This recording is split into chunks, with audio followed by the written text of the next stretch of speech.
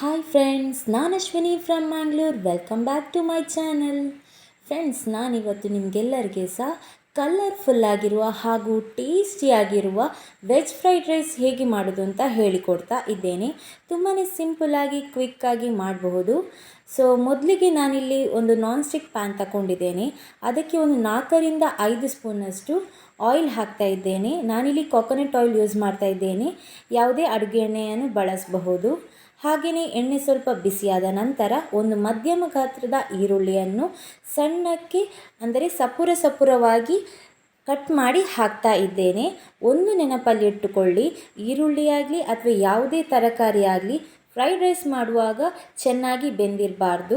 50% ಮಾತ್ರ ಬೆಂದಿರಬೇಕು. ಆಗನೇ fried rice ತುಂಬಾ ಟೇಸ್ಟಿಯಾಗಿ ಔಟ್ಸೈಡ್ ನೀವು ಹೇಗೆ ತಿಂತೀರಿ, ರೆಸ್ಟೋರೆಂಟಲ್ಲಿ ಹೋಟೆಲ್ಗಳಲ್ಲೆಲ್ಲ ಹೇಗೆ ತಿಂತೀರಿ ಆ ಥರನೇ ಬರಬೇಕಾದ್ರೆ ಈ ಥರನೇ ಮಾಡಿ. ಸೊ ಹಾಗೆಯೇ ನಾನಿಲ್ಲಿ ಈರುಳ್ಳಿಯನ್ನು ಜಸ್ಟ್ 1 ನಿಮಿಷಗಳ ಕಾಲ ಎಣ್ಣೆಯಲ್ಲೂ ಫ್ರೈ ಮಾಡಿದ್ದೇನೆ. ಹಾಗೆಯೇ ನಾನಿಲ್ಲಿ ಒಂದು ಅರ್ಧ ಸ್ಪೂನಷ್ಟು ಜಿಂಜರ್ ಗಾರ್ಲಿಕ್ ಪೇಸ್ಟನ್ನು ಆ್ಯಡ್ ಮಾಡಿದ್ದೇನೆ. ಜಿಂಜರ್ ಗಾರ್ಲಿಕ್ ಇದು ಹಸಿ ಸ್ಮೆಲ್ ಹೋಗುವ ತನಕ, ಅಂದರೆ 1 ನಿಮಿಷ ಫ್ರೈ ಮಾಡಬೇಕು. ಸೊ ಇದು ಒಂದು ಫ್ಲೇವರ್ ಕೊಡ್ತದೆ. ಈ ಜಿಂಜರ್ ಗಾರ್ಲಿಕ್ ಪೇಸ್ಟ್ ಏನುಂಟು ನೋಡಿ, ಈರುಳ್ಳಿ ಜೊತೆ ಮಿಕ್ಸ್ ಆಗುವಾಗ ಚೆನ್ನಾಗಿ ಒಂದು ಫ್ಲೇವರ್ ಕೊಡ್ತದೆ. ಹಾಗೆಯೇ ನೀವು ಯಾವುದೇ ತರಕಾರಿ ಇದಕ್ಕೆ ಯೂಸ್ ಮಾಡಬಹುದು. ನಾನಿಲ್ಲಿ ಕ್ಯಾರೆಟ್, ಬೀನ್ಸ್ ಹಾಗೆಯೇ ಕ್ಯಾಬೇಜ್ ಮತ್ತು ಕ್ಯಾಪ್ಸಿಕಮ್ ಯೂಸ್ ಮಾಡಿದ್ದೇನೆ. ಮೊದಲಿಗೆ ನಾನೊಂದು 10 ಬೀನ್ಸನ್ನು ತಗೊಂಡು ಸಣ್ಣಕ್ಕೆ ಕಟ್ ಮಾಡಿ ತಗೊಂಡಿದ್ದೇನೆ. ಉದ್ದಕ್ಕೆ ಕೂಡ ಕಟ್ ಮಾಡಬಹುದು, ಆದರೆ ನಾನಿಲ್ಲಿ ಸಣ್ಣಕ್ಕೆ ಕಟ್ ಮಾಡಿದ್ದೇನೆ. ಹಾಗೆಯೇ ಒಂದು ದೊಡ್ಡ ಕ್ಯಾರೆಟನ್ನು ಕೂಡ ಸಣ್ಣಕ್ಕೆ ಕಟ್ ಮಾಡಿ ಹಾಕಿದ್ದೇನೆ. ಮೊದಲಿಗೆ ಈ 2 ತರಕಾರಿಗಳನ್ನು ಒಂದು 2 ನಿಮಿಷಗಳ ಕಾಲ ಫ್ರೈ ಮಾಡ್ತಾ ಇದ್ದೇನೆ. ಹಾಗೆಯೇ ಇದು ನಾವು ತುಂಬ ಸಾಫ್ಟ್ ಆಗುವ ತನಕ ಫ್ರೈ ಮಾಡಬಾರ್ದು. ಒಂದು ಕುರುಮ್ ಅಂತ ಸಿಕ್ಕಬೇಕು ನಮಗೆ. ಈ ಫ್ರೈಡ್ ರೈಸ್ ತಿನ್ನುವಾಗ ತುಂಬ ಸಾಫ್ಟ್ ಆಗಿದ್ದರೆ ಅದು ಪುಲಾವ್ ಆಗಿಬಿಡ್ತದೆ. ಫ್ರೈಡ್ ರೈಸ್ಗೆ ಯಾವಾಗಲೂ ಸ್ವಲ್ಪ ಗಟ್ಟಿನೇ ಇರಬೇಕು ತರಕಾರಿ. ಹಾಗಾಗಿ ಜಸ್ಟ್ ಒಂದು 50% ಮಾತ್ರ ನಾನು ಕುಕ್ ಮಾಡ್ತಾ ಇದ್ದೇನೆ. ನೋಡಿ, ಈಗ ಒಂದು 2 ನಿಮಿಷ ಆಗಿದೆ. ಈ ಟೈಮಲ್ಲಿ 1 ಕಪ್ ಆಗುವಷ್ಟು ಎಲೆಕೋಸು, ಕ್ಯಾಬೇಜನ್ನು ಸಣ್ಣಕ್ಕೆ ಕಟ್ ಮಾಡಿ ತಗೊಂಡಿದ್ದೇನೆ. ಸೊ ಕ್ಯಾಬೇಜನ್ನು ನೀವು ಸ್ಕಿಪ್ ಮಾಡಬಹುದು, ಆದರೆ ಕ್ಯಾಬೇಜ್ ಹಾಕಿದ್ರೇ ಚೆನ್ನಾಗಿ ಬರ್ತದೆ, ಅದಕ್ಕೋಸ್ಕರ. ಹಾಗೆಯೇ 1 ಕಪ್ ಆಗುವಷ್ಟು ಕ್ಯಾಪ್ಸಿಕಮ್ ತಗೊಂಡಿದ್ದೇನೆ. ಈ 2 ತರಕಾರಿಗಳು ಕೂಡ ಈ ಟೈಮಲ್ಲೇ ಹಾಕಿರಿ, ಅಂದರೆ ಕೊನೆಗೆ ಹಾಕಿದ್ರೇ ಒಳ್ಳೆಯದು.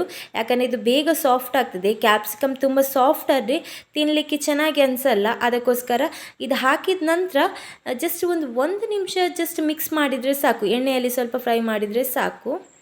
ಹಾಗೆಯೇ ಈ ಫ್ರೈಡ್ ರೈಸ್ ಬಂದು ಬೆಳಿಗ್ಗೆಗೆ ಬ್ರೇಕ್ಫಾಸ್ಟಿಗೆ ಸಹ ಮಾಡ್ಬೋದು, ಹಾಗೆಯೇ ಸಂಜೆಗೆ ಸಹ ಮಾಡ್ಬೋದು. ಈವ್ನಿಂಗ್ ಸ್ನ್ಯಾಕ್ಸು ಕೂಡ ತುಂಬಾ ಚೆನ್ನಾಗಿರ್ತದೆ. ಹಾಗೆಯೇ ಇದು ಮಕ್ಕಳಿಗಂತೂ ಫೇವ್ರೆಟ್ ಫುಡ್ ಅಂತಲೇ ಹೇಳ್ಬೋದು. ಸೊ ಈಗ 1 ನಿಮಿಷ ಆಗಿದೆ, ಚೆನ್ನಾಗಿ ಫ್ರೈ ಆಗಿದೆ. ಈ ಟೈಮಲ್ಲಿ ನಾವು ಮಸಾಲೆಗಳನ್ನು ಆ್ಯಡ್ ಮಾಡಬೇಕು. ಹಾಗಾಗಿ ಗ್ಯಾಸನ್ನು ಒಂದು ಮಧ್ಯಮ ಉರಿಗೆ ತನ್ನಿ.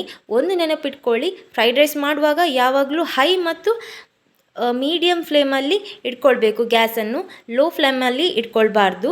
ಸೊ ನಾನೀಗ ಒಂದು 2 ಚಮಚದಷ್ಟು ಚಿಲ್ಲಿ ಸಾಸನ್ನು ಹಾಕಿದ್ದೇನೆ. 2 ಚಮಚ ಯಾಕೆ ಹಾಕಿದ್ದೇನೆ ಅಂದರೆ, ನಾನಿಲ್ಲಿ ಗ್ರೀನ್ ಚಿಲ್ಲೀಸ್ಗಳನ್ನು ಆ್ಯಡ್ ಮಾಡ್ತಾ ಇಲ್ಲ, ಅಂದರೆ ಹಸಿರು ಮೆಣಸನ್ನು ಉಪಯೋಗಿಸಲಿಲ್ಲ. ಹಾಗಾಗಿ ನಾನು 2 ಸ್ಪೂನಷ್ಟು ಚಿಲ್ಲಿ ಸಾಸನ್ನು ಆ್ಯಡ್ ಮಾಡಿದ್ದೇನೆ. Red chilli or green chilli ಯಾವುದೇ ಸಾಸನ್ನು ನೀವು ಬಳಸಬಹುದು. ಹಾಗೆಯೇ ನಾನಿಲ್ಲಿ ಒಂದು 20 ಗ್ರಾಮ್ನಷ್ಟು 1 to 3 ಫ್ರೈಡ್ ರೈಸ್ ಮಸಾಲ, ಹಾಗೆಯೇ 1 ಸ್ಪೂನಷ್ಟು ಪೆಪ್ಪರ್ ಹಾಕಿ ಚೆನ್ನಾಗಿ ಮಿಕ್ಸ್ ಮಾಡ್ತಾ ಇದ್ದೇನೆ. ನೀವು ಬೇಕಾದ್ರೆ ಫ್ರೈಡ್ ರೈಸ್ ಮಸಾಲ ಸ್ಕಿಪ್ ಮಾಡೋದಾದರೆ 1.5 ಸ್ಪೂನಷ್ಟು ಪೆಪ್ಪರ್ ಹಾಕಿ ಕೂಡ ಮಾಡಬಹುದು. ಆದರೆ ಈ ಫ್ರೈಡ್ ರೈಸ್ ಮಸಾಲ ಹಾಕೋದ್ರಿಂದ ಫ್ಲೇವರ್ ಮತ್ತು ಘಮ ಚೆನ್ನಾಗಿ ಬರ್ತದೆ. ಇದರಲ್ಲಿ ಒಂದು ಘಮ ಚೆನ್ನಾಗಿ ಇರ್ತದೆ. ಅದಕ್ಕೋಸ್ಕರ ನಾನು ಅದೇ ಮಸಾಲೆ ಯೂಸ್ ಮಾಡ್ತಾ ಇದ್ದೇನೆ. ಒಂದು ವೇಳೆ ನೀವು ಅದನ್ನು ಸ್ಕಿಪ್ ಮಾಡೋದಾದರೆ ಪೆಪ್ಪರನ್ನು ಮಾತ್ರ ಸ್ವಲ್ಪ ಜಾಸ್ತಿ ಹಾಕಿ, ಅದೇ ನಾನು ಆಗಲೇ ಹೇಳಿದಾಗೆ 1.5 ಸ್ಪೂನ್ ಹಾಕಿ ಮಸಾಲ ಹಾಕಿದ ನಂತರ ಒಮ್ಮೆ ಚೆನ್ನಾಗಿ ಮಿಕ್ಸ್ ಮಾಡಿ. ನೋಡಿ, ಈಗ ಚೆನ್ನಾಗಿ ಮಿಕ್ಸ್ ಆಗಿದೆ. ಈ ಟೈಮಲ್ಲಿ ರುಚಿಗೆ ತಕ್ಕಷ್ಟು ಉಪ್ಪು ಹಾಕಿದ್ದೇನೆ. ಇದು ಜಸ್ಟ್ ತರಕಾರಿಗೋಸ್ಕರ ಮಾತ್ರ ಉಪ್ಪು ಹಾಕ್ತಾ ಇರೋದು, ಯಾಕಂದರೆ ಸಾಸಲ್ಲಿ ಕೂಡ ಉಪ್ಪಿರ್ತದೆ. ಅದಕ್ಕೋಸ್ಕರ ನೋಡಿಬಿಟ್ಟು ಹಾಕಬೇಕು. ಮತ್ತು ನಾವು ಅನ್ನ ಪ್ರಿಪೇರ್ ಮಾಡುವಾಗ ಕೂಡ ಉಪ್ಪು ಹಾಕಿದ್ದೇನೆ, ಹಾಗಾಗಿ ಸ್ವಲ್ಪ ನೋಡಿಬಿಟ್ಟು ಹಾಕಬೇಕು ಉಪ್ಪನ್ನು. ಈ ಟೈಮಲ್ಲಿ ಕುಕ್ಕರಲ್ಲಿ ನಾನು ಅನ್ನ ಇಟ್ಟಿದ್ದೆ. ಇದೊಂದು 2 ಲೋಟದಷ್ಟು ಅನ್ನ, ಅದನ್ನು ಹಾಕ್ತಾ ಇದ್ದೇನೆ. ನಿಮಗೆ ಸ್ವಲ್ಪ ಬಿಡಿಯಾಗಿ ಬರಬೇಕಾದ್ರೆ ಹಾಗೆಯೇ ನೀವು ಅನ್ನ ಪ್ರಿಪೇರ್ ಮಾಡ್ಬೋದು. ಸೊ ಇದು ನಾನು ಕುಕ್ಕರಲ್ಲಿ ಇಟ್ಟು ಮಾಡಿದ್ದು. ಇದು ಅನ್ನ ಫುಲ್ ಒಟ್ಟಿಗೆ ಹಾಕಬಾರ್ದು ನೀವು.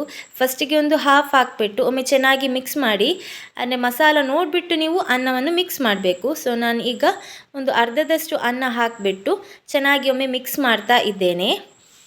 ನಾನಿಲ್ಲಿ ಬೆಳ್ತಿಗೆ ಅಕ್ಕಿ ತಗೊಂಡಿದ್ದೇನೆ. ನೀವು ಬೇಕಾದ್ರೆ ಗೀ ರೈಸ್ ಬರ್ತದಲ್ಲ, ಗೀ ರೈಸ್ ಮಾಡುವಂತಹ ರೈಸ್ ಅಥವಾ ಬಾಸ್ಮತಿ ರೈಸ್, ಆ ಥರದ್ದು ರೈಸ್ ಕೂಡ ಯೂಸ್ ಮಾಡಬಹುದು. ನನ್ನ ಮನೆಯಲ್ಲಿ ಯಾವುದು ಅಕ್ಕಿ ಇತ್ತು ಅದರಲ್ಲಿ ಮಾಡ್ತಾ ಇದ್ದೇನೆ. ಸೊ ಚೆನ್ನಾಗಿ ಮಿಕ್ಸ್ ಮಾಡಿ. ಈ ಟೈಮಲ್ಲಿ ಮಾತ್ರ ಈ ತಳ ಹಿಡಿಯುವ ಚಾನ್ಸಸ್ ಜಾಸ್ತಿ ಇರ್ತದೆ, ಅದಕ್ಕೋಸ್ಕರ ನಾನು ನಾನ್ ಸ್ಟಿಕ್ಕಲ್ಲಿ ಮಾಡ್ತಾ ಇದ್ದೇನೆ. ಸೊ ನೀವು ದೊಡ್ಡ ಪಾತ್ರೆ ಇದ್ದರೆ ಆ ಪಾತ್ರೆಯಲ್ಲಿ ಮಾಡೋದು ಬೆಸ್ಟ್ ಅಂತ ಹೇಳ್ತೇನೆ, ಯಾಕಂದರೆ ಮಿಕ್ಸ್ ಮಾಡಲಿಕ್ಕೆ ಕೂಡ ಈಸಿ ಆಗ್ತದೆ. ಅದಕ್ಕೋಸ್ಕರ ಮತ್ತು ಅನ್ನ ಹಾಕಿ ನಾವು ಮಿಕ್ಸ್ ಮಾಡುವಾಗ ತಳ ಹಿಡಿಯುವ ಚಾನ್ಸಸ್ ಜಾಸ್ತಿ ಇರ್ತದೆ, ಅದಕ್ಕೆ ನಾವು ಮಿಕ್ಸ್ ಮಾಡ್ತಾ ಇರಬೇಕು. ಸೊ ನೋಡ್ತಾ ಮಿಕ್ಸ್ ಮಾಡಬೇಕು. ಮತ್ತು ಫ್ರೈಡ್ ರೈಸ್ ಸ್ವಲ್ಪ ತಳ ಹಿಡಿದ್ರೇ ಅದು ಚೆನ್ನಾಗಿ ಅನಿಸುತ್ತೆ, ಅದಕ್ಕೋಸ್ಕರ. ಮತ್ತು ಈಗ ನೋಡಿ ಚೆನ್ನಾಗಿ ಒಮ್ಮೆ ಮಿಕ್ಸ್ ಆಗಿದೆ. ಈ ಟೈಮಲ್ಲಿ ನಾವು ಇನ್ನೊಂದು ಅರ್ಧದಷ್ಟು ಅನ್ನವನ್ನು ಇಟ್ಟಿದ್ವಿ ಅಲ್ಲ, ಅದನ್ನು ಕೂಡ ಹಾಕಬೇಕು. ಮತ್ತು ಫ್ರೈಡ್ ರೈಸ್ ಮಾಡುವಾಗ ಯಾವಾಗಲೂ ನಾವು ತರಕಾರಿಗಳಾಗಲಿ ಅಥವಾ ಯಾವುದೇ ಸಾಸ್ ಅಥವಾ ಯಾವುದೇ ಮಸಾಲೆಗಳಾಗಲಿ ಎಲ್ಲ ನಿಮಗೆ ಬೇಕಾದದನ್ನೆಲ್ಲ ಹತ್ತಿರ ಇಟ್ಕೊಂಡೇ ನೀವು ಮಾಡಲಿಕ್ಕೆ ಸ್ಟಾರ್ಟ್ ಮಾಡಬೇಕು. ಯಾಕಂದರೆ ಇದು ಕ್ವಿಕ್ಕಾಗಿ ಆಗಬೇಕು, ಒಂದು 5-10 ನಿಮಿಷದೊಳಗಡೆ ಫ್ರೈಡ್ ರೈಸ್ ಆಗಬೇಕು.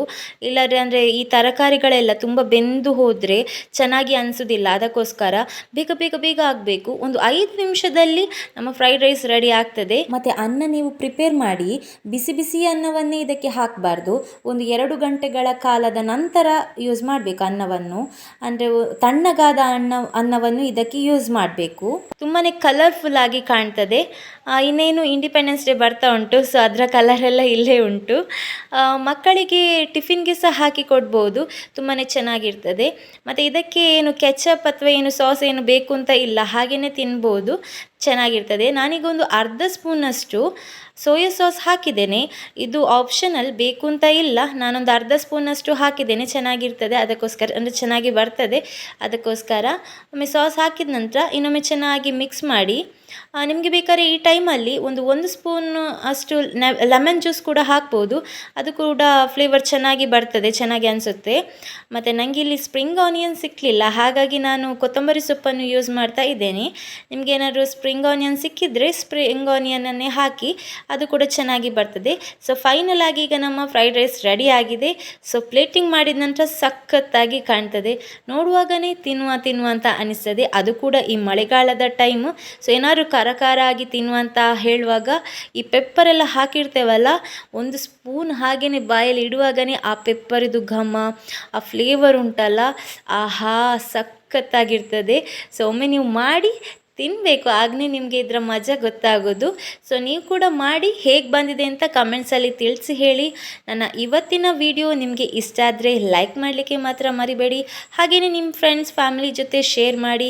ಇನ್ನು ಯಾರೆಲ್ಲ ನನ್ನ ಚಾನಲನ್ನು ಸಬ್ಸ್ಕ್ರೈಬ್ ಆಗಲಿಲ್ಲ ಅವರೆಲ್ಲ ಸಬ್ಸ್ಕ್ರೈಬ್ ಆಗಿ ಅಂತ ಹೇಳ್ತಾ, thank you so much friends. ಹೀಗೇ ಸಪೋರ್ಟ್ ಮಾಡ್ತಾ ಇರಿ.